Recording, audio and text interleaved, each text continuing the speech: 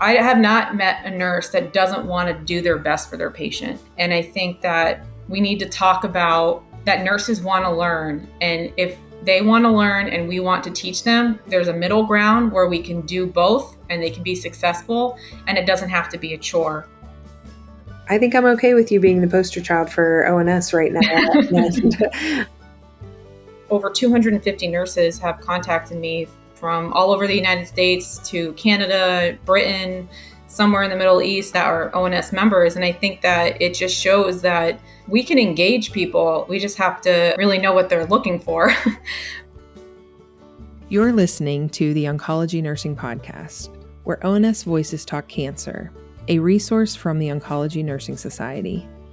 Through conversations with subject matter experts, we examine the important issues in oncology nursing, from new treatments to patient-centered research to advancements in clinical practice. Join us as we hear from nurses in all facets of oncology care, from bench to bedside and everywhere in between. Welcome to the Oncology Nursing Podcast. Hello, and welcome to the Oncology Nursing Podcast. I'm your host, Stephanie Jardine, Oncology Clinical Specialist at ONS, and today we are joined by ONS member Jennifer Wolfe, Director of Pediatric Hematology and Oncology at Rutgers Cancer Institute of New Jersey in New Brunswick, and member of the New York City ONS Chapter, to discuss training tools and innovative staff education resources oncology nurses can create, implement, and use. Jennifer has created several resources for oncology nurses and has shared them on multiple ONS community threads, which we've linked in the episode notes. Thanks for joining me today, Jennifer. Thank you for having me. So to start us off, can you please share some of the staff education resources that you've created? Well, I think as any educator or nurse leader has basic PowerPoint presentations and, knowledge-based tidbits of information for staff. Nothing too crazy. The biggest thing that I've done is the Oncology Pearls that has really just taken off on the ONS community site. A lot of times we don't have a lot of time for hands-on training and education classes and things, especially in today's current environment with restrictions. But the email blasts and the quick bullet point education has seemed to work pretty well for my teams in the past. I think you're right. I think right now, whether it's in the midst of, us coming out of this pandemic, or just because of busyness and everything that, is going on, you're right. People just don't have the time to do things that took much longer, and they're wanting bite-size education and little resources that way. So, I think you're really right about that, and how just looking at how people are learning and wanting information is so important. Absolutely. So you mentioned the Oncology Pearls of Wisdom. So let's hone in on that a little bit. And as you said, you posted it on the communities and it definitely went viral. So how did you come up with that idea? Well, when I was at Mount Sinai Hospital back in 2017, I was asked to convert a med-surg unit into an oncology unit. And there was 53 nurses, both day and night shift, who had taken care of oncology patients to some extent. We had 2 nurses that were chemo competent per hospital and ONS standards. And so we had a lot of work to do. Our oncology patients were all over the hospital, and we really needed to bring them into a unit where we had competent and compassionate staff to take care of them. And it started off with just kind of sharing in huddle. We'd pick a topic a day, back to the basics: tumor types, treatment modalities, different drugs that you would see on and on again, and just really talk about it in huddle, answer any questions. These nurses wanted to learn, they wanted to be oncology nurses, aside from just learning, the immense information in the ONS course, which is wonderful information. And I think that every institution should use it. But at the end of the day, there's a lot of gaps, because we could go on and on for years talking about oncology and the different nuances and the different drugs and how it's always changing.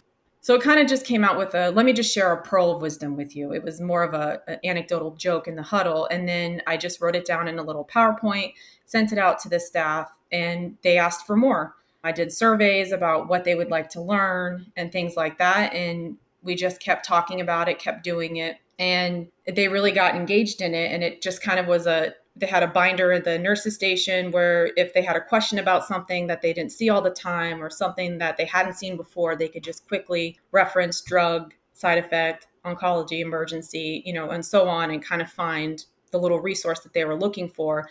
And it wasn't a 15-page policy or a PowerPoint presentation where you had to search for the information. It was, bulleted and just basic what you really need to know to be successful. That's awesome. That's definitely, like you said, a feat, taking, a unit of 50, how many ever you said, 52 med surg nurses and literally, turning around and turning them into oncology nurses. For those of us who went into oncology purposefully, that was why we wanted to do it. But, this must have been, quite a task to do that. And as you said, they were wanting to learn. So that part is really great. But, also you're having to do this while probably trying to, get all these patients in and start getting things moving. So there's a lot and a knowledge gap there, a huge piece to learn. So you mentioned that when you would talk about these oncology pearls of wisdom, that you would create a slide, a short slide deck and send it out to everyone. So would they have access to that like at all times, and that they would be able to go back to that to look at? Or you also mentioned the binder, or was the binder actually, another resource that was added to it? So I wanted to make sure they didn't miss it. Nurses are busy. Until you're in an acute care setting on the floor, it's hard for people to really understand how busy these nurses can be. And so I provided it in every way, shape, or form I could. It was an email blast to the team. And, per policy, they were required to check their email from time to time. So at least they had it there if they needed it. We had a huddle board type of whiteboard in our conference room where every week we'd put up the new oncology pearl of the week with the former week there. And then the charge nurses actually took it upon themselves to make a binder just because they're their resource during the day. So the nurses come to them if they don't know. And if I wasn't available, they had this binder that they made and they categorized it to where they could easily find information just to, have the basics there. We would talk about it every morning in huddle for the week that the pearl was there. And then we'd move on to the next one. But there's always like a educational shared drive in the hospital. So I wasn't trying to hoard the information for myself. The other oncology units could also use it as well. And, it just became something that we did just to make sure that we were always learning and moving forward. That's really great and so innovative. How was it for you developing, something really innovative like this? I mean, just a really different way to get information to nurses, than we would have traditionally done. What was the reward you got out of it? I mean, the reward is that I had 53 ONS chemo competent, grateful nurses in 6 months. I mean, we really had to send them to outpatient for infusion and move nights to days to get them the experience and the more hands on of chemo. And at the end of it all, we had an amazing team of nurses that really, the doctors wanted to send their patients there because they wanted to learn. These nurses had an option to stay with medicine or to stay on the oncology unit, and they all chose to stay on oncology. So that really showed me that they wanted to excel. They wanted to do what they could, and they wanted to take care of these patients the best of their ability. The reward was really just seeing them succeed. And of eligible nurses, by the time I left that unit, 46% were certified. Mind you, eligibility, is a little delayed with them, but it just showed that they really were committed to what they were doing and just wanted to be the best that they could. And that was really the reward for me. Well, that's a pretty amazing reward. I mean, those numbers that you just said, that's amazing. That you, number one, that you kept that whole staff. I think some people would choose sometimes to take the easy way out, and this is definitely not the easy way with what you were doing. So that is just, congratulations. That's quite an Thank you. accomplishment to do that. So, one of the things I also want to ask you is you mentioned earlier, just the knowledge gap, and you mentioned it with courses, and some of the courses that we offer, and we ONS does offer some very comprehensive courses, but you have to be able to identify what the nurses that you're working with need and where are their knowledge gaps. So what was your process for identifying those knowledge gaps and then, you know, figuring out an innovative solution to implement? I put scrubs on and I took an assignment with a nurse, shadowed different nurses. I popped in on nights. Again, I did some surveys just to kind of see where they were, where they wanted to be, what interests them. Really, the biggest thing I can say is that we don't know what we don't know. I never want to claim to know everything or that I am, ever done learning. So really, it was a benefit to me too to kind of just get back to the basics and really see where the critical thinking was falling short. Medicine patients can be very complicated, and oncology patients are medicine patients. They just have an additional oncologic diagnoses.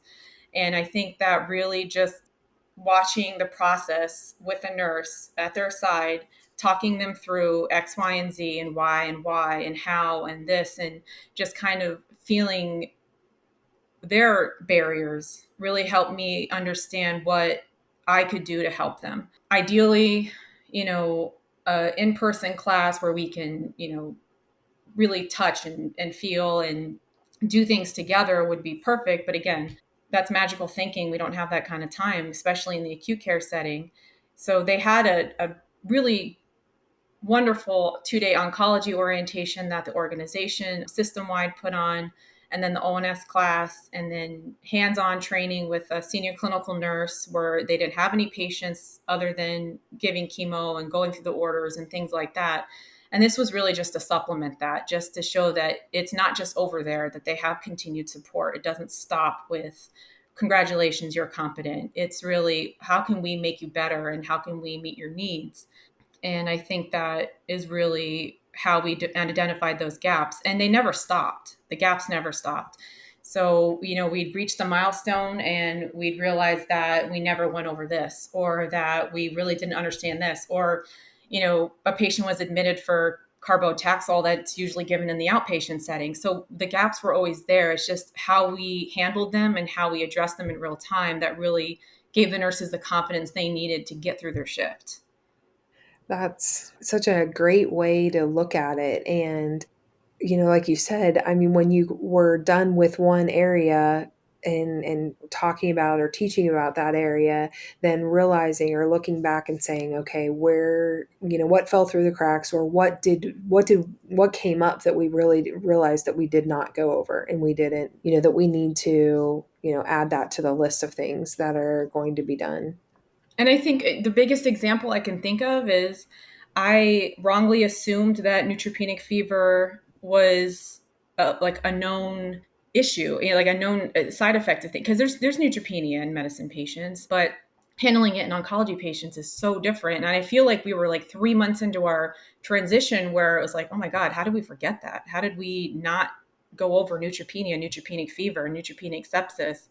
Which is when I started to track the pearls and really divide them into the different categories based on the OCN blueprint to make sure that we were covering all the bases and really talking about everything as it pertains to oncology and not just assuming, the worst thing we can do in nursing, that it translates from one specialty to the other. Yeah, that's so true. I mean, like you said, medicine patients do have neutropenia, but that is something that is, for any oncology nurse who's been in, oncology even for just a very few years. I mean, that's kind of one of our first basic things that we feel like we kind of really work on trying to nail down. You're right. That's something that you probably can easily take for granted, or those things that you just, think, well, shouldn't everybody know that? So, Pain is another one. Just this things that it takes really some hands-on and some observation to kind of see the differences. I was, I don't remember taking care of medicine patients. I was on a med surg oncology unit, but after a while, your focus becomes your focus, and you kind of lose sight of things. So this actually really helped me too. It was definitely a good process for myself to really just make sure that I'm on top of my game too, especially when I'm in charge of a couple hundred nurses, to really make sure that they have the support that they need to be successful in their field. That's great. That really shows what an awesome leader you are. That you are going to take that time to, go to your staff and find out, see what it is that they're doing and kind of be in the trenches with them and see where their needs are. I mean, that's so important to have happen. And, not only that, but you're mentoring and leading them all to then be equally as awesome nurses and in thinking about what it is that they need to do for their patients and and other staff down the road. So again, great job. Thank you. So we have a lot of different types of practitioners and nurses that listen to the podcast. So I'm sure there are going to be some educators who are listening, or, some nurses who would, maybe are responsible for their staff in services on their units and things like that. So what advice do you have for them as they're creating education, staff education resources for their own teams? What kinds of advice would you give them? I think number one is you don't know what you don't know, and you can't assume that everyone has the same resources. I think that this ONS Communities post really showed that. It was someone reaching out for a very small program, trying to figure out how to maintain competency. And some of the responses, everything was great. Everyone was very supportive, but it kind of showed that we all might live in this thought process that I have the same resources that you do, and that the people, in small community hospitals have the same resources, and that's not the case.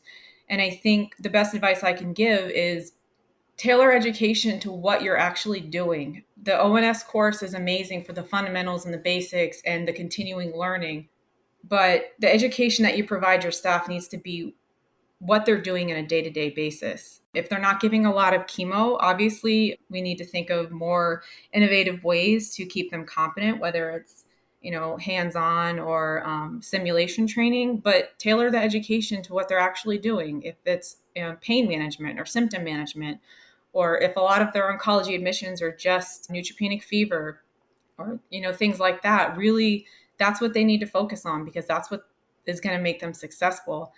I think we all kind of live in a weird assumption about resources, and this communities post just showed me that there are educators out there that oncology is one of their specialties. It's not even a dedicated oncology educator, and that's something that really brought me back home and really made me very humbled in my own world, because I've never experienced that. It's always been an oncology educator or, an oncology nurse specialist. So really just utilizing the resources that you have and using forums like ONS and all the immense resources that are available to members to drive education, but really focus on what your staff needs to know. It's great for them to have extra knowledge and extra things in their back pocket, but if it's not going to help them get through their shift, I don't think it's a top priority, really. Great points. I want to ask you, as you were developing all of this, did you kind of create, or did you already have an education resource team that helped with that? That, might be something that nurses who want to, start looking at how they educate their staff, and if there are different or better ways to do it? I think a resource team is like a dream come true. No, we had really strong leaders. We had an educator who we were able to dedicate solely to oncology, but through no one's fault, has been away from the bedside for some time and really just focused on annual competencies and not necessarily forward learning and current things. So it was really myself and getting the other managers involved. And then when I became the director, kind of empowering them to use different ways to educate and continue to educate their staff. I think an education resource team is something that could be life changing, not necessarily at an organizational level, but on a national level, really just honing in on the variety of gaps in education and where oncology nursing as a whole is falling short. Just hearing those words just has my mind just going a mile a minute. But I think that dedicating people to professional develop, professional develop the nurses and to educate them is really important. And I know that a lot of programs don't have the bandwidth to have a oncology dedicated educator or CNS, but maybe having a content expert or a senior clinical nurse or staff member or someone who can be a resource to really empower them to stay in the know and stay on top of things to help maintain the staff and as they move forward. That is something I would definitely like to be a part of someday if that ever came into fruition wherever I am. Because I really think that nurses, regardless of what your position is, you're an educator. And I think that we all do ourselves a disservice sometimes by not tapping into that and really helping our peers along. I agree with you on that. When talking about, an education resource team or something like that, just where do nurses get their resources? And you've mentioned it a few times. And actually, that's where kind of this started was with you sharing on the communities.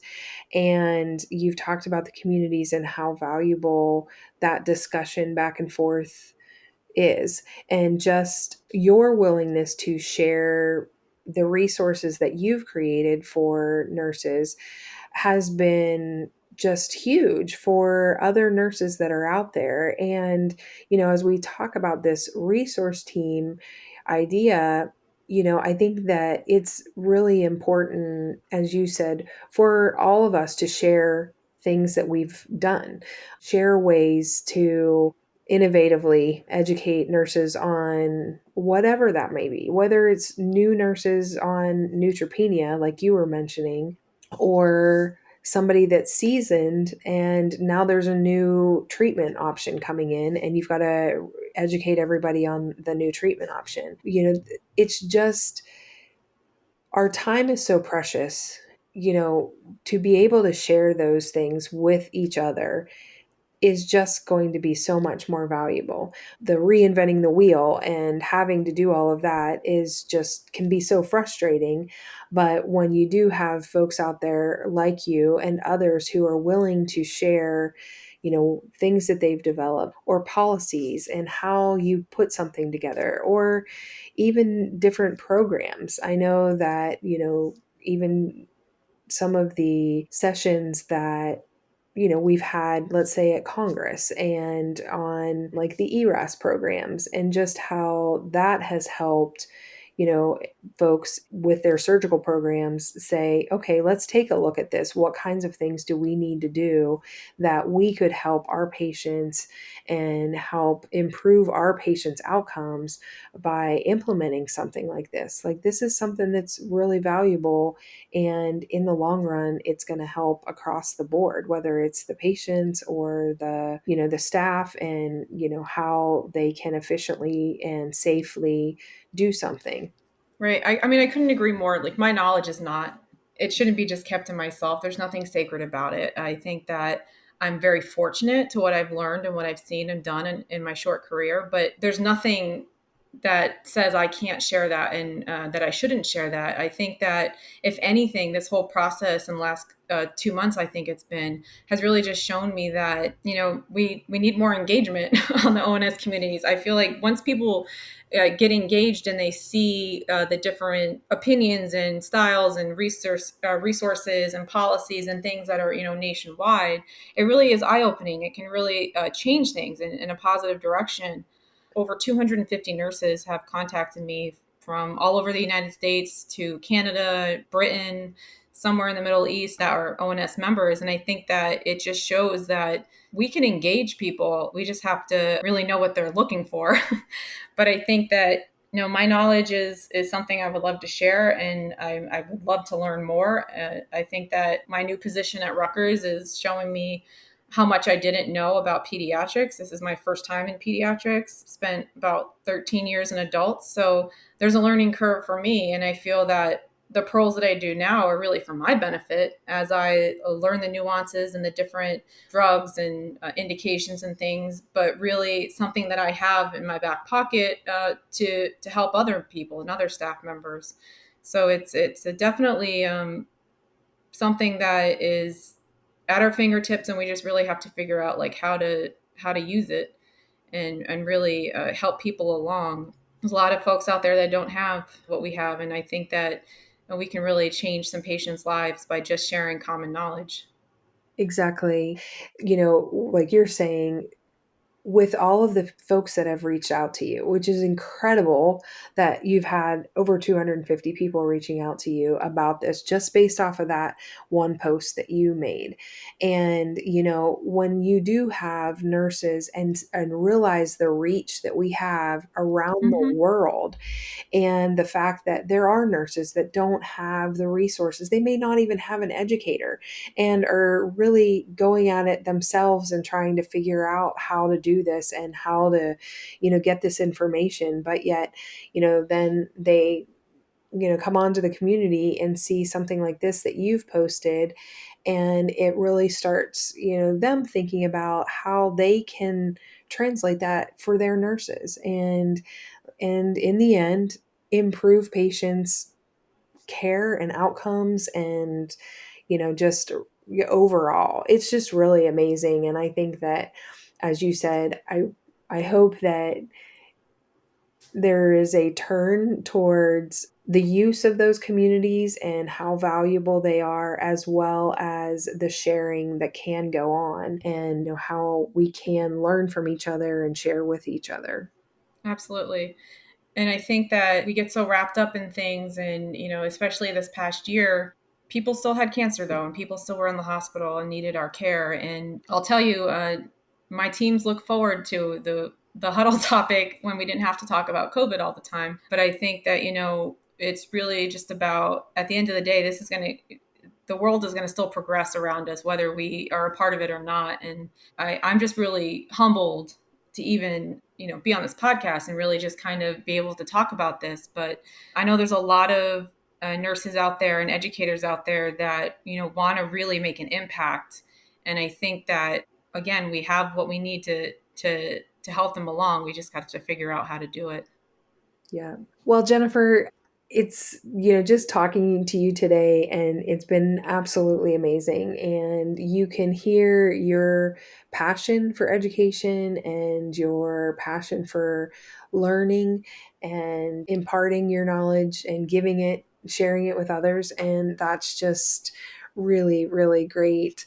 And I so appreciate the fact that you were willing to come on and talk to us about that. Absolutely. We're going to just kind of dive right in and do these last three questions. So, the first one is, what additional resources do you recommend for nurse leaders or managers or educators who are wanting to stay up to date on innovative learning tools and trends? I mean, I think the ONS communities, even if I don't respond or post, I'm constantly reading it just to see where other people are. It shows like if they're on CAR T yet, or if they're branching out with transplant or doing different research protocols and things like that. Just really reading that, and don't be afraid of courses, even if they're free CEs or medical for doctors. Just kind of taking it all in. There's a lot of big organizations out there that have good information. I do a lot of the MD Anderson conferences, very informative, very nurse focused. And the ONS chapter meetings are always very helpful. It's really just, you have to take it upon yourself to be involved, whether it's, in your actual community or if it's in the virtual community. There's so many different resources and books. The thing that I like about the Pearls is that I try to do what's current in the now, and then update them as they need it. But there's a lot of different books out there and resources that are just great. So I don't mean to be like the ONS poster child, but I think that that website, if you really took time to go through the articles and the webinars and the guidelines, that you could learn so much. And then you can take that information, and what you don't know, you just kind of dive in and figure it out. But also, don't be afraid to tap into your nurses, the ones that, work with the patients every day, and kind of figure out what their needs are. And, they probably know a lot more than you do about things, and vice versa. Okay, great. Next, what are some common misconceptions about training tools and staff education resources? I'll just go back to what I said before, is that misconception is that we all have the same resources, and that we're all on the same playing field, and that we have the same information at our fingertips. And that's not the case. And I think that's the biggest misconception globally. And then, also assuming that we know what our staff wants to know and needs to know, and what they already do know. So I think that figuring out those gaps is really important. Okay. And my last question is, what is something about staff education and training that is not often discussed, but you wish people knew more about? The staff want to learn. They really do. From my experience, at least, and I don't want to speak to everyone, but new education rollouts or training or in services, it always comes with a heavy sigh, and we have to get everyone signed off, and everyone has to sign the attestation. But I have not met a nurse that doesn't want to do their best for their patient. And I think that we need to talk about that nurses want to learn. And if they want to learn and we want to teach them, there's a middle ground where we can do both, and they can be successful. And it doesn't have to be a chore. It doesn't have to be a process. We can get them involved, train the trainer, things like that. But I think that's something that we don't discuss as often as we should, that we have a lot of resources that are at the bedside every day that we don't tap into because of, organizational things and policies, and has to come from the leaders or the educator. But nurses want to learn, and they want to do better, and they want to take care of the patients the best they can. And that's something that we really need to focus on a little bit more. Well, Jennifer, thank you again. As I said, your passion and love for education just kind of oozes through the microphone. So it's been really great talking to you. And I think I'm okay with you being the poster child for ONS right now. And, you are utilizing the resources that we try to develop for nurses in an amazing way. And you have, you really do go through and look for those things and pull out what is important. And like you said, kind of get to know your staff and know what it is that they need.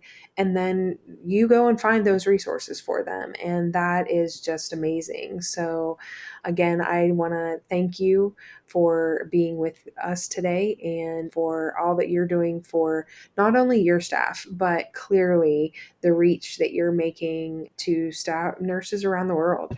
So thank you for that. And do you have any final comments for us? No, I'm very thankful. I appreciate you guys reaching out, and I was very happy to talk today. I probably could talk for another couple hours if given a chance, but never stop learning and keep moving forward. Great. Well, maybe we'll do it again if, when you have more things that you have developed and figured out, it would be fun. So thanks for being with us today. Absolutely. Thank you. Thank you for listening to the Oncology Nursing Podcast. Tell us about your favorite part of this episode by leaving a review on iTunes or wherever you downloaded your podcast. For more resources and information about oncology nursing, visit us at ons.org or voice.ons.org. The ideas and opinions shared in this episode represent those of the guests and not necessarily ONS.